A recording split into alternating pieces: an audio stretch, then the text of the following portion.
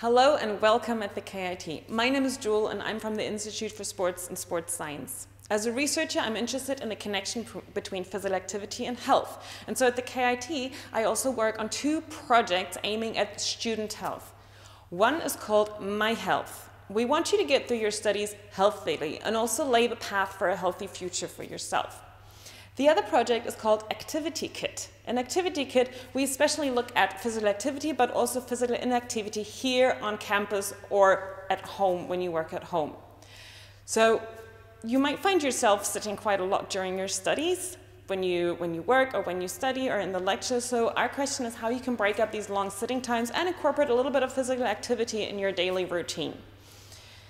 We look forward to seeing you here at the KIT, and please visit our websites for more information or tips for your healthy life. We wish you healthy studies here at the KIT and welcome.